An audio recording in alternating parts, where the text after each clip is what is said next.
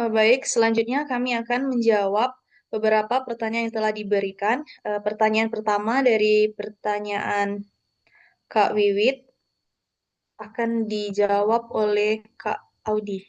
Pada Kak Audi dipersilakan untuk menjawab pertanyaan.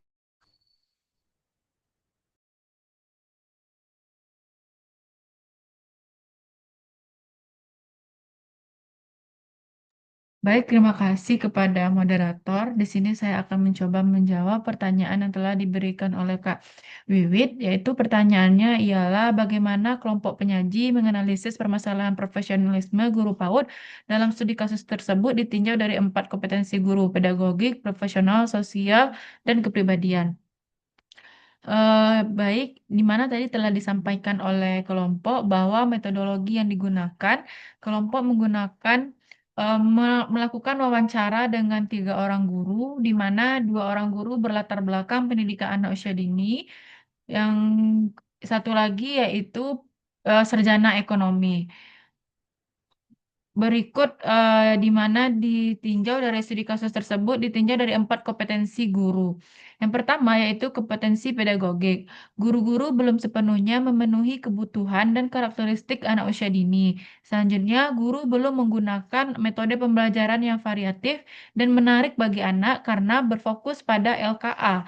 Selanjutnya, guru belum melakukan evaluasi dan penilaian efektif untuk memantau perkembangan anak. Hal ini disebabkan karena perubahan kurikulum yang terjadi, sehingga belum adanya pelatihan yang dilakukan di sekolah. Selanjutnya yaitu ditinjau dari kompetensi profesional, di mana guru PAUD belum memiliki pengetahuan yang memadai tentang nilai budaya.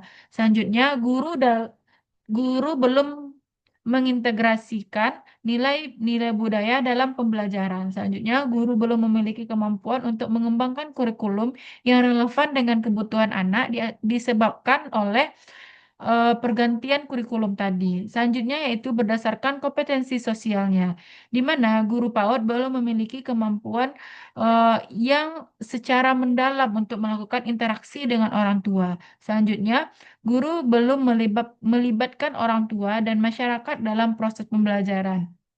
Selanjutnya, guru belum memiliki kemampuan untuk mengelola konflik dan penyelesaian masalah. Hal ini di mana kompetensi sosial ini tadi disebabkan oleh adanya perbedaan pendidikan, di mana ada tadi yang bersarjana ekonomi. Selanjutnya yaitu berdasarkan kompetensi kepribadian. Guru PAUD belum memiliki sikap yang terlalu profesional karena perbedaan latar belakang. Selanjutnya, guru belum memiliki kemampuan untuk mengelola emosi dan guru belum memiliki kemampuan untuk menjadi contoh bagi anak-anak. Kemudian dengan demikian dapat disimpulkan bahwa guru PAUD perlu meningkatkan kompetensi pedagogik, profesional, sosial, dan kepribadian untuk meningkatkan profesional mereka dalam mengajarkan anak usia dini. Hal ini berdasarkan hasil studi kasus yang dilakukan kelompok di salah satu tadi. Rekomendasinya di mana guru PAUD perlu mengikuti pelatihan dan pengembangan profesional dan untuk meningkatkan kompetensi guru tersebut. Selanjutnya, guru perlu mengembangkan kurikulum yang relevan dengan kebutuhan anak dan mengintegrasikannya dengan nilai budaya. Selanjutnya, guru perlu meningkatkan kemampuan untuk berinteraksi, baik itu interaksi dengan anak, dengan orang tua, maupun masyarakat. Selanjutnya, guru perlu memiliki sikap yang positif dan profesional dalam mengajar anak usia dini. Nah, mungkin itulah jawaban dari saya. Selanjutnya, saya kembalikan kepada moderator. Baik, terima kasih kepada Kak Audi yang telah menjawab pertanyaan Kak Wiwit. Selanjutnya kepada teman-teman, ada yang ingin menambahkan jawaban atas pertanyaan Kak Wiwit? Oke, kepada Kak Tasya, dipersilakan Kak. Baik, terima kasih kepada moderator. Baik, saya ingin menambah sebelumnya perkenalkan saya Natasha Kurti, NIM 2533001. Saya ingin menambahkan sedikit jawaban dari pertanyaan WW. Tadi saya sepakat juga terhadap jawaban diberikan oleh Audi bahwa bagaimana bentuk menganalisis permasalahan profesional guru PAUD dalam studi kasus jika ditinjau dari 4 kompetensi guru. Nah, kita sudah belajar sebelumnya terkait dengan apa saja sih kompetensi guru PAUD yang harus kita pelajari guna meningkatkan profesionalisme guru PAUD karena memang banyak sekali permasalahan-permasalahan khususnya di PAUD di satuan non formal. Kalau TK kan memang kebanyakan sudah hampir semuanya dari jurusan PG PAUD. Nah, di sekarang ternyata masih banyak sekali yang memang dari non formal, yaitu seperti SPS, KB, serta TPA. Nah, itu tuh memang mereka kebanyakan tidak terlalu menspesifikasikan guru PAUD itu dari sarjana pendidikan anak usia dini. Sedangkan kita ketahui bahwa terkait dengan bagaimana perkembangan anak serta pembelajaran-pembelajaran yang memang berhubungan dengan anak usia dini itu lebih banyak kita pelajari jika eh, guru tersebut dalam kejuruan itu mengambil pendidikan anak usia dini. Nah, namun hal ini kita perlu ketahui bahwa tentu guru-guru yang memang tidak memiliki latar belakang pendidikan PAUD itu tentu perlu adanya suatu pelatihan-pelatihan yang memang kita tahu bahwa sebenarnya kita saja yang 4 tahun kuliah itu masih banyak sekali kekurangan dalam hal peningkatan kompetensi. Nah, bahkan tetap memerlukan yang namanya pelatihan. Nah, apalagi guru-guru yang memang kita ketahui itu mereka hanya hanya dari dalam kejuruan beda, bahkan cuma difasilitasi dalam hal pelatihan. Nah, ini bagian dari kesenjangan yang memang berhubungan dengan nanti bagaimana guru secara profesionalisme. Tapi tidak memungkinkan jika memang ada beberapa guru yang memang kita ketahui dia tidak dari kejuruan PAUD, namun dia ternyata secara kepribadian guru dia mampu atau mumpuni daripada kita yang memang dari kejuruan PAUD. Nah, ini perlu kita lihat dulu.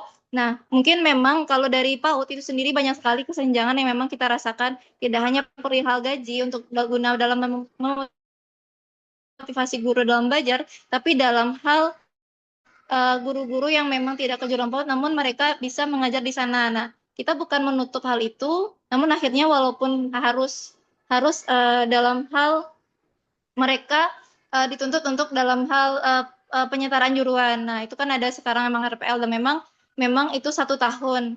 Nah, tentu banyak sekali ya. Sebenarnya kalau kita lihat dari kompetensi guru, kita lihat dari pertanyaan Wiwi, memang berhubungan dengan pedagogik, profesional, sosial, serta kepribadian, kita saja masih banyak kekurangan dalam hal dalam profesionalisme, mungkin kekurangan dalam hal motivasi, masalah gaji, masalah memang fasilitas sekolah yang kita memang perlukan.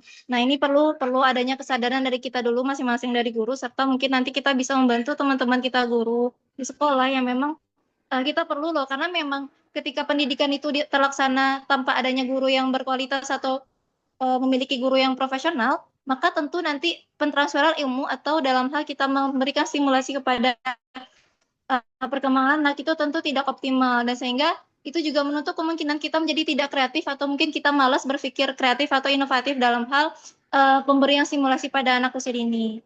Nah, mungkin itu sih jawaban tambahan dari saya. Saya kembalikan kepada moderator. Terima kasih.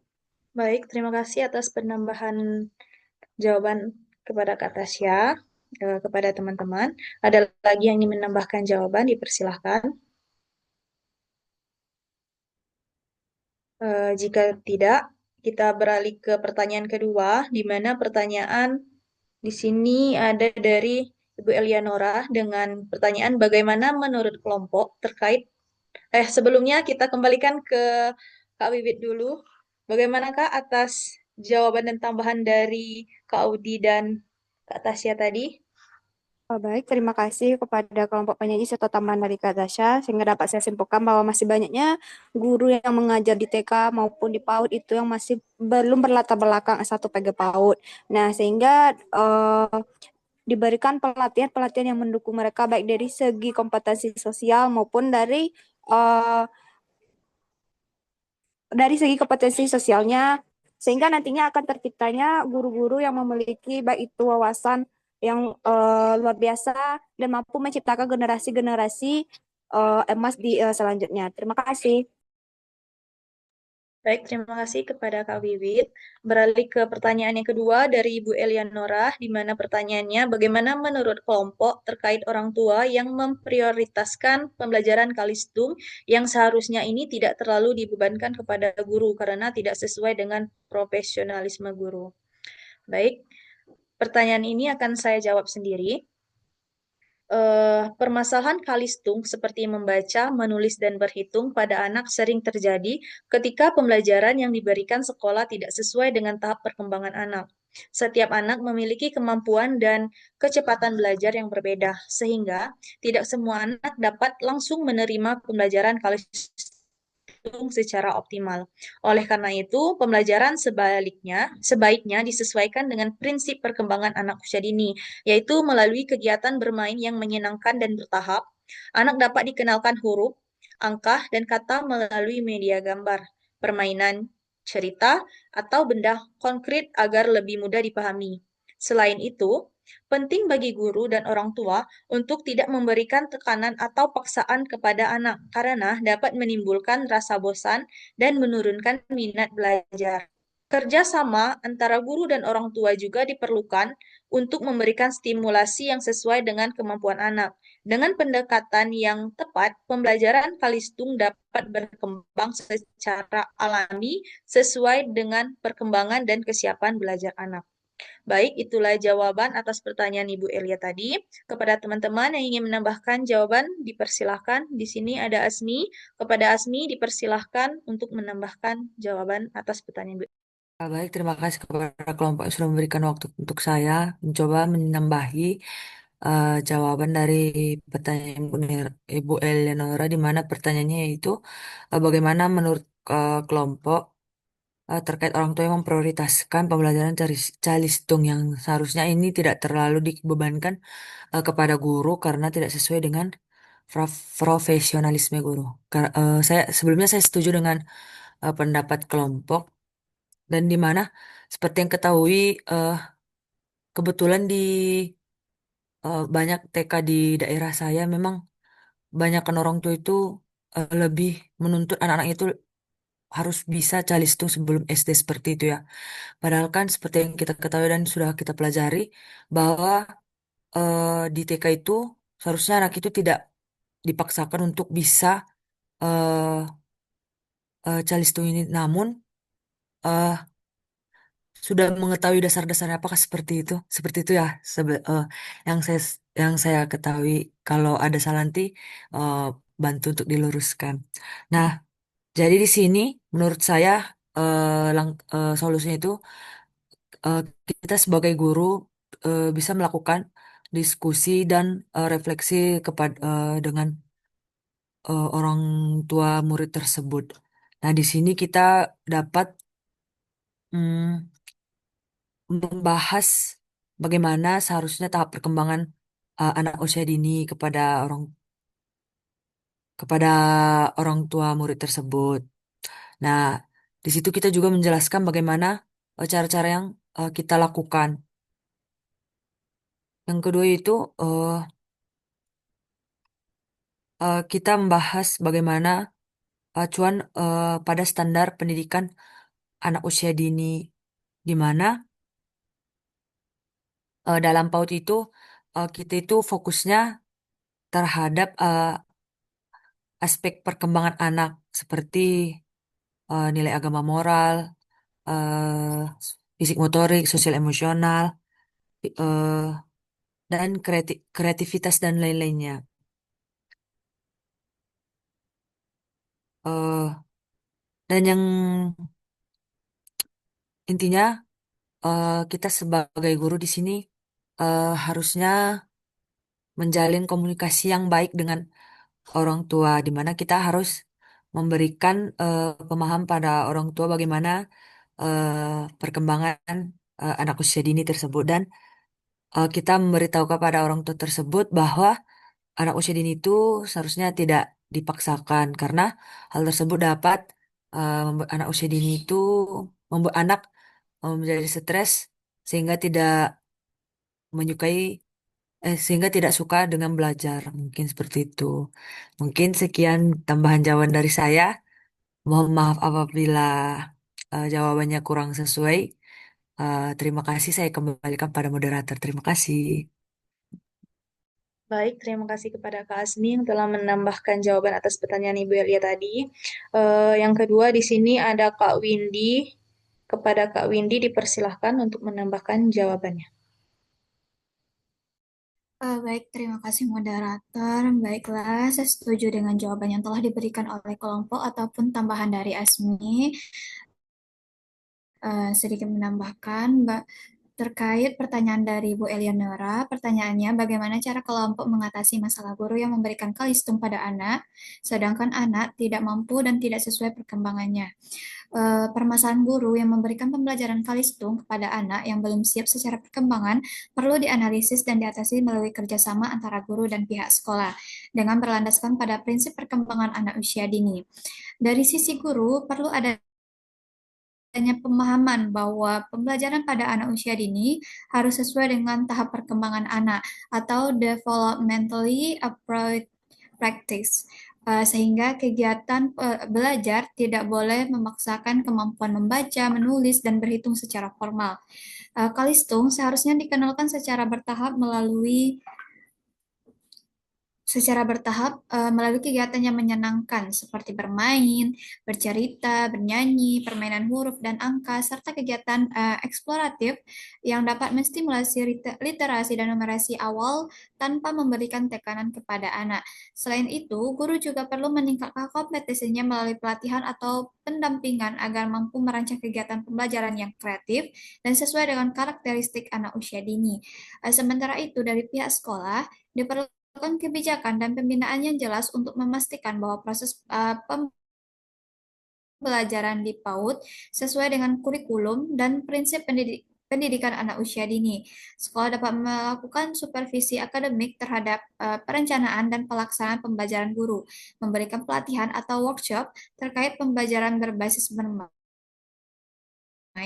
serta mengawasi agar kegiatan pembelajaran tidak berorientasi pada pencapaian akademik yang terlalu dini. Selain itu, sekolah juga perlu melakukan sosialisasi kepada orang tua mengenai tujuan pendidikan anak usia dini agar tidak memberikan tekanan kepada guru maupun anak untuk menguasai kalistung sebelum waktunya. Dengan adanya pemahaman yang baik dari guru, dukungan kebijakan dari sekolah, serta kerjasama dengan orang tua, pembelajaran kalistung dapat diberikan secara tepat sebagai stimulasi literasi dan numerasi awal yang sesuai dengan perkembangan anak. Sekian tambahan dari saya. Kembalikan lagi kepada moderator. Oh, baik, terima kasih kepada Kak Windy yang telah menambahkan jawaban atas pertanyaan Ibu Eleonora tadi. Terakhir di sini ada penambahan jawaban kepada LP. Kepada LP dipersilahkan. Baik, terima kasih moderator. Di sini saya izin menambahkan jawaban yang sebelumnya sudah ditambahkan oleh teman-teman tadi, di mana pertanyaan Bu Elia adalah bagaimana cara mengatasi masalah guru yang memberikan kalistung pada anak, sedangkan anak tidak mampu dan tidak sesuai dengan perkembangannya.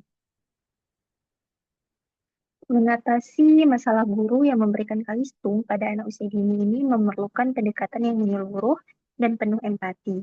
Karena akar masalahnya ini seringkali bukan semata kesalahan guru. Guru biasanya melakukan hal ini akibat tekanan dari orang tua yang menuntut anaknya sudah bisa membaca dan menulis sebelum masuk SD, atau karena keyakinan yang keliru bahwa kemampuan kalistung merupakan tolak ukur kesiapan belajar anak. Oleh karena itu, solusi yang diterapkan harus menyentuh kedua sisi sekaligus, yakni orang tua dan juga guru. Langkah pertama yang diperlukan adalah memperkuat pemahaman guru tentang dasar-dasar perkembangan anak. Otak anak usia dini, khususnya pada rentang usia 0-6 tahun, belum siap menerima pembelajaran abstrak seperti membaca dan menulis secara formal. Pada usia ini, simulasi yang tepat justru berfokus pada perkembangan motorik halus, kemampuan bahasa lisan, dan kesadaran fonemik sebagai fondasi alami sebelum kalistung diajarkan secara formal. Guru perlu dibekali dengan pemahaman ini melalui pelatihan, diskusi reflektif, dan pendampingan langsung di kelas agar mereka memiliki dasar yang kuat dalam mengambil keputusan pedagogis. Nah, selain memperbaiki pemahaman, guru juga perlu diarahkan untuk mengubah metode tanpa harus menghilangkan simulasi literasi sebelumnya. Kalistung dapat diperkenalkan secara alami melalui pendekatan bermain atau play-based learning.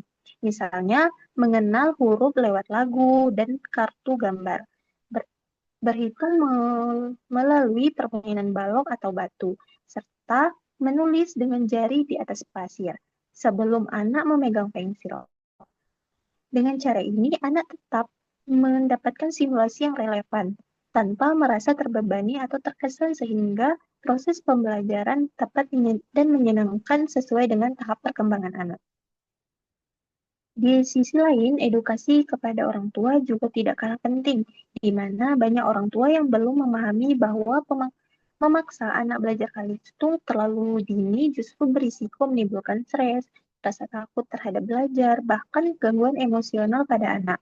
Melalui kegiatan parenting class atau pertemuan rutin antara guru dan sekolah dapat menjelaskan bahwa anak yang tumbuh bahagia, aktif bermain, mampu bersosialisasi, dan memiliki rasa ingin tahu yang tinggi sesungguhnya juga lebih siap memasuki jenjang pendidikan berikutnya dibandingkan anak yang bisa membaca namun mengalami tekanan psikologis. Nah, di sisi regulasi penting pula untuk meningkatkan seluruh pihak bahwa Permendikbud nomor 137 tahun 2014 dalam kurikulum Merdeka untuk PAUD secara tegas tidak mencantumkan Kalistung sebagai capaian pembelajaran di jenjang anak usia dini. Kepala sekolah memiliki peran krusial dalam menegaskan hal ini dan memastikan bahwa penilaian kinerja guru tidak didasarkan pada kemampuan Kalistung anak. Supervisi dan pendampingan berkelanjutan perlu dilakukan secara konsisten agar perubahan praktik belajar benar-benar terjadi di lapangan, bukan hanya di atas kertas. Mungkin itu saja yang dapat saya sampaikan. Terlebih kurang saya mohon maaf, dikembalikan kepada moderator. Terima kasih. Baik, terima kasih kepada LP atas penambahan jawabannya dan terima kasih kepada teman-teman yang sudah menambahkan jawaban atas pertanyaan Ibu Elianora tadi. Selanjutnya kepada Ibu Elianora, bagaimana jawaban dan penambahan dari kelompok? Terima kasih kelompok yang telah teman-teman dan kelompok yang telah memberikan jawaban yang saya berikan. Saya sudah mengerti. Terima kasih dan saya kembalikan kepada moderator. Baik, terima kasih kepada Ibu Eleonora. Selanjutnya pertanyaan terakhir tadi ada dari Humairah. Pertanyaannya yang akan dijawab oleh Kak Ayu. Kepada Kak Ayu dipersilahkan untuk menjawab pertanyaan. Baik, terima kasih moderator. Saya akan menjawab pertanyaan dari Kak Humaira, yaitu tentang pertanyaannya terkait studi kasus, apakah pemateri menemukan kasus lain di TK observasi yang notabene guru non-PAUD, namun pada pelaksanaan pembelajaran sudah sesuai dengan standar pendidikan usia dini. Ya, ke studi kasus seperti itu memang tidak hanya ditemukan di TK observasi saja. Di beberapa lembaga PAUD lain juga sering ditemukan guru yang sebenarnya bukan lulusan pendidikan PAUD, tetapi dalam pelaksanaan pembelajaran sudah cukup sesuai dengan standar pendidikan usia dini. Hal ini biasanya terjadi karena guru tersebut memiliki pengalaman mengajar yang cukup lama, serta memiliki kemampuan yang tinggi untuk belajar dan menyesuaikan diri dengan kebutuhan anak. Meskipun latar belakang pendidikannya bukan PAUD, mereka berusaha memahami prinsip-prinsip dasar pembelajaran anak usia dini, seperti belajar melalui bermain, memperhatikan tahapan perkembangan anak, serta menciptakan suasana belajar yang aman dan menyenangkan bagi anak. Dalam praktiknya, guru non-PAUD tersebut sering memperoleh pemahaman tentang pembelajaran anak usia dini melalui berbagai cara seperti mengikuti pelatihan, seminar, workshop, atau kegiatan pengembangan profesional yang diselenggarakan oleh sekolah maupun lembaga pendidikan lainnya. Selain itu, mereka juga belajar dari pengalaman mengajar sehari-hari, serta dari diskusi dengan rekan guru yang memiliki latar belakang PAUD. Melalui proses tersebut, guru mulai memahami bahwa pembelajaran pada anak usia dini tidak hanya berfokus pada kemampuan akademik, seperti membaca, menulis, dan berhitung, tetapi lebih menekankan pada pengembangan seluruh aspek perkembangan anak seperti aspek kognitif, sosial, emosional, bahasa, moral, dan motorik. Sebagai contoh, di salah satu lembaga PAUD terdapat guru yang berlatar belakang pendidikan umum. Namun dalam pelaksanaan pembelajaran ia sudah menerapkan kegiatan sesuai dengan karakteristik anak usia dini. Guru tersebut mengajak anak belajar melalui berbagai aktivitas yang menyenangkan menyenangkan, seperti bernyanyi, bercerita, bermain peran, menggambar, serta kegiatan eksplorasi sederhana. Guru juga memberikan kesempatan kepada anak untuk aktif bertanya, berpendapat, dan berinteraksi dengan teman sebayanya. Selain itu, guru memperhatikan perbedaan kemampuan setiap anak dan berusaha memberikan pendekatan yang sesuai dengan kebutuhan masing-masing anak. Hal ini menunjukkan bahwa meskipun guru tersebut tidak memiliki latar belakang pendidikan PAUD secara formal, namun dalam prakteknya ia telah menerapkan prinsip-prinsip pembelajaran yang sesuai dengan standar pendidikan usia dini.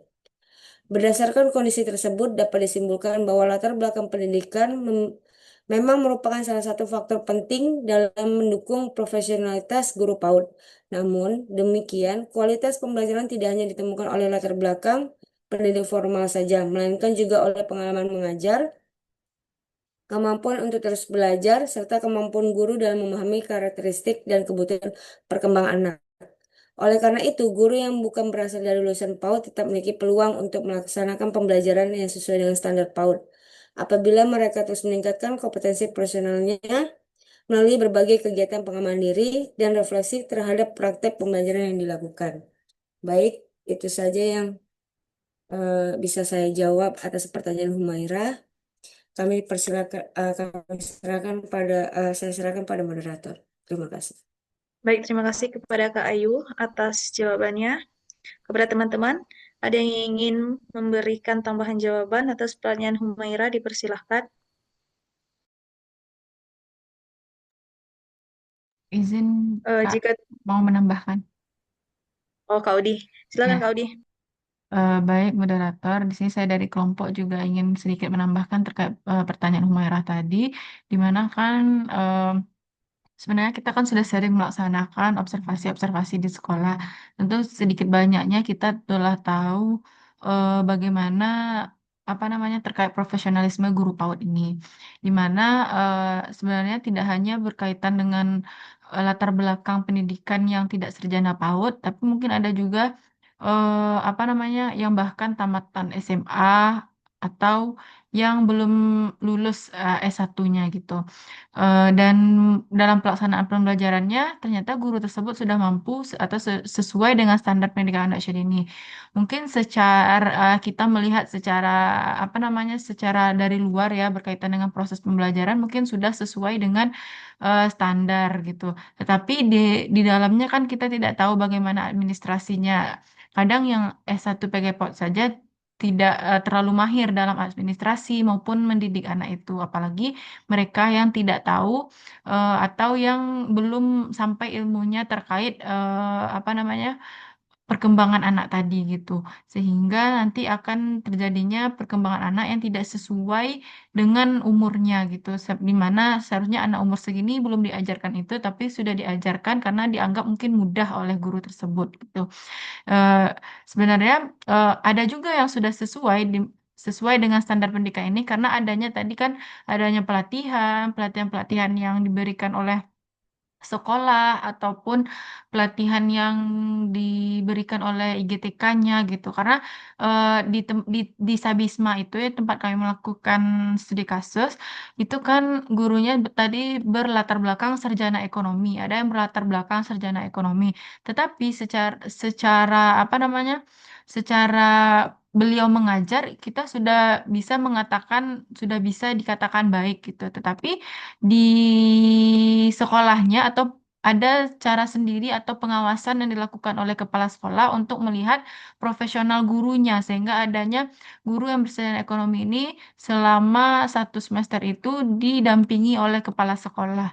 Tetapi ternyata emang benar di mana guru yang berlatar belakang pendidikan anak usia dini atau sarjana PAUD itu pengelolaan kelasnya itu lebih bagus gitu ketimbang mereka yang tidak berlatar belakang pendidikan, terutama anak usia dini, di mana anak-anak ketika ribut itu dibiarkan saja gitu, mereka hanya fokus kepada satu anak seperti itu.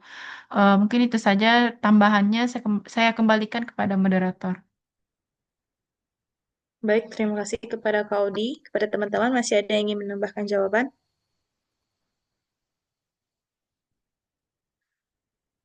Jika tidak ada, kita kembalikan kepada Humaira. Bagaimana Humaira atas jawaban yang telah diberikan kelompok tadi? Terima kasih atas jawabannya kepada Kak Ayu dan juga Kak Audi. Nah, di mana sama-sama saling melengkapi ya Kak jawaban antara kelompok tadi. Di mana tadi dari Kak Ayu dapat kita simpulkan bahwasannya banyak sekali program-program pemerintah yang bisa menunjang tenaga pendidik yang bukan jurusan PAUD atau yang misalnya tamat SMA bisa mengikut bisa memposisikan dirinya sebagai guru PAUD. Nah, di mana juga tadi jawaban dari Kak Audi bahwasanya meskipun misalnya sudah training atau ikut webinar apapun itu, pasti akan ada bedanya gitu. Mungkin itu saja yang dapat saya simpulkan. Saya bisa terima jawabannya. Selanjutnya saya kembalikan kepada moderator. Baik, terima kasih kepada Humaira. Itulah tadi presentasi dari kelompok 5. Selanjutnya, kepada teman-teman, terima kasih atas partisipasinya. Kami dari kelompok 5 menutup presentasi kali ini dengan wassalamualaikum warahmatullahi wabarakatuh. Waalaikumsalam Waalaikumsalam warahmatullahi wabarakatuh. warahmatullahi wabarakatuh.